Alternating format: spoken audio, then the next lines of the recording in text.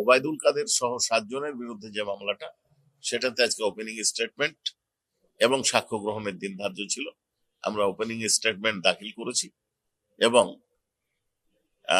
M A Razzak শহীদ আসিফ ইকবালের পিতা, তার সাক্ষ্য গ্রহণ শুরু করেছি।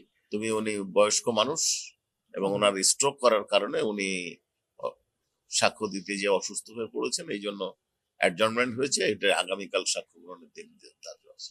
কিন্তু এই মামলায় একজনই আসামি। আজকে সাফাই সাক্ষী গ্রহণের জন্য দিন ধার্য ছিল।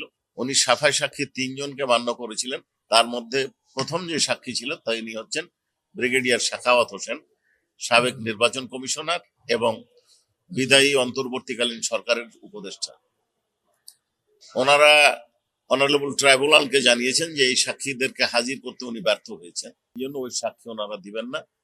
পরিবর্তে আরো 3 জন ব্যক্তির নাম দিয়ে এবং 2টো ডকুমেন্ট এক্সিবিট করার পর দাখিল করার অনুমোদন আবেদন করেছিলেন এবং 8 সপ্তাহের জন্য অ্যাডজর্নমেন্ট চেয়েছিলেন, মুলতবি চেয়েছিলেন বিচার। অনারেবল ট্রাইব্যুনাল উভয় পক্ষের বক্তব্য শুনেছেন।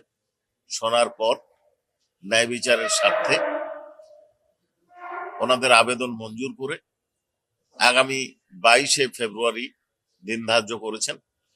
পরবর্তীতে ওনারা যে 3 জন সাক্ষীর তালিকা দিয়েছিলেন, একজন বিদেশি সহ, সেই বিদেশি বাদে বাকি 2 জন সাক্ষীর হাজিরা দাখিল করার সাক্ষ্য গ্রহণের জন্য দিন ধার্য করেছেন।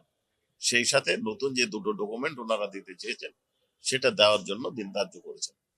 আরেকটি মামলায় হাবিবুর রহমান পুলিশ কমিশনার এবং অন্যান্যদের বিরুদ্ধে যে মামলায় চার্জ ফ্রেমিং অর্ডার হওয়ার জন্য দিন ধার্য ছিল, যাত্রাবাড়ির ঘটনা, তামিম ভুঁইয়া হত্যাকাণ্ড নামে পরিচিত, সেই মামলায় চার্জ গঠনটা অ্যাডজর্নমেন্ট হয়ে ওটা আগামী 22শে ফেব্রুয়ারি দিন ধার্য হয়েছে।